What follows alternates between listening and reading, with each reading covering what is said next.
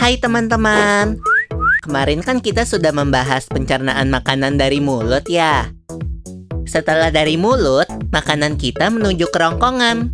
Kerongkongan adalah suatu saluran seperti tabung sepanjang 20 cm yang menghubungkan antara rongga mulut dengan lambung.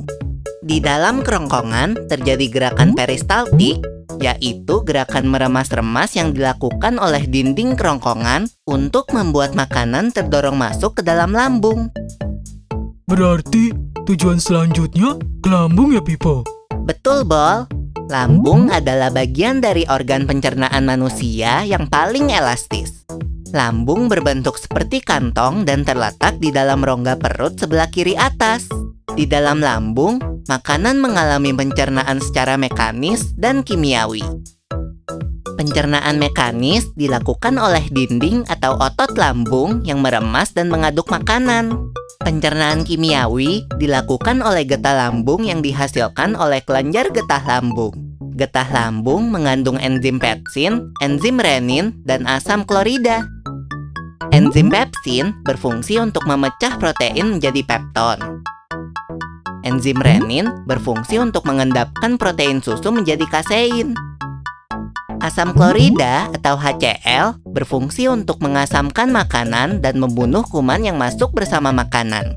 Nah, habis ini makanan kita pergi ke toilet ya? Hihihi. Ah, kamu ini belum, Bol. Selanjutnya, makanan dicerna di usus halus dulu. Usus halus merupakan usus terpanjang dalam saluran pencernaan karena panjangnya mencapai 6 hingga 7 meter. Di dalam usus halus terdapat cairan khusus yang membantu penyempurnaan pencernaan makanan. Oh iya, usus halus terdiri dari 3 bagian, yaitu usus 12 jari, usus kosong, dan usus penyerapan. Apa aja ya fungsinya? Usus 12 jari atau disebut juga duodenum memiliki panjang kira-kira 25 cm. Usus 12 jari mencerna makanan dengan bantuan getah pankreas dan getah empedu. Getah pankreas dihasilkan oleh kelenjar pankreas. Getah pankreas mengandung enzim-enzim berikut.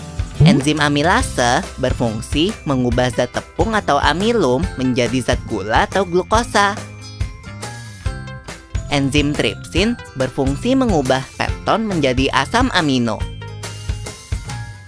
Enzim lipase berfungsi mengubah lemak menjadi asam lemak dan gliserol. Kalau getah empedu dihasilkan oleh hati dan disimpan dalam kantong empedu. Getah empedu berfungsi untuk mencerna lemak. Selanjutnya, usus kosong atau jejunum terletak di antara usus 12 jari dan usus penyerapan. Usus kosong memiliki panjang sekitar 2,5 meter dan berfungsi untuk mencerna makanan dari usus 12 jari. Terakhir adalah usus penyerapan yang merupakan tempat penyerapan sari-sari makanan.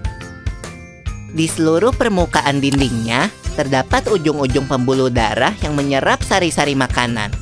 Kemudian, sari makanan diedarkan melalui aliran darah ke seluruh bagian tubuh. Jadi makanan yang kita makan kembali lagi ke dalam tubuh kita ya? Iya, Bol. Habis itu, sisa makanan yang dicerna masih berlanjut ke usus besar. Nah, usus besar berfungsi menyerap cairan, vitamin, dan mineral dari sisa-sisa makanan yang telah diserap oleh usus halus. Pada usus besar, terdapat bakteri yang berguna untuk tubuh bernama E. coli yang berfungsi untuk membantu proses pembusukan sisa makanan. Proses pembusukan sisa makanan akan menghasilkan kotoran atau feses yang kemudian dikeluarkan melalui anus. Oh gitu. Nah, gimana dengan mulus? Itu disebabkan oleh apa ya, Pipo? Organ terakhir yang bernama rektum adalah ujung muara dari usus besar yang berfungsi sebagai tempat penyimpanan feses sementara.